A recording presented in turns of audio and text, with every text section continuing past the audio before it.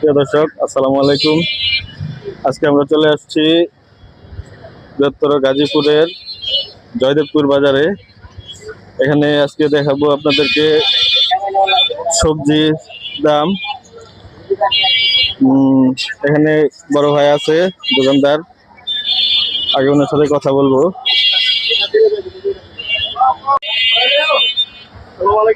সালাম। আলহামদুলিল্লাহ, কি অবস্থা ভাইয়া, ভালো আছেন?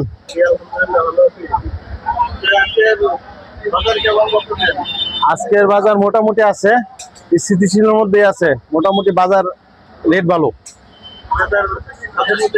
হ্যাঁ, জনগণের সাধ্যের মধ্যেই আছে।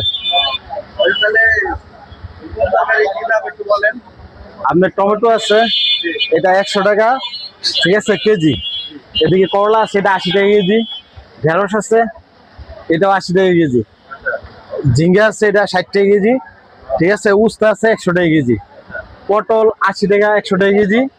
সিম আছে 100 টাকা 120 টাকা কেজি, ঠিক আছে।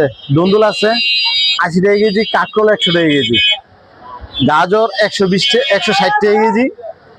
পাতাকপি আছে পার পিস 80 টাকা পিস। এদিকে লাল শাক আছে 20 টাকা মোটা। ফুলকপি আছে আপনার পার পিস 50 টাকা। আর এদিকে শসা আছে হাইব্রিড, যেটা ওইটা হচ্ছে আপনার 60 টাকা কেজি। আর একটা হচ্ছে দেশি দেশি যেটা, এটা হচ্ছে আপনার 80 টাকা কেজি। লতি আছে, লতি এটা মোটাটা 80 টাকা কেজি। আর একটা হচ্ছে চিকুন, ওটা 60 টাকা বিক্রি হয়।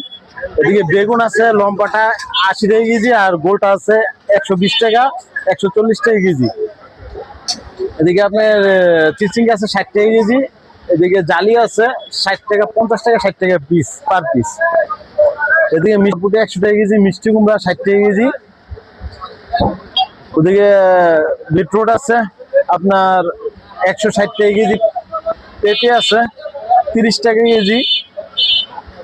আর মিষ্টি কুমড়া এগুলা কেজি হিসেবে বিক্রি হয়। এটা পাকাটা আপনার 60 টাকা কেজি।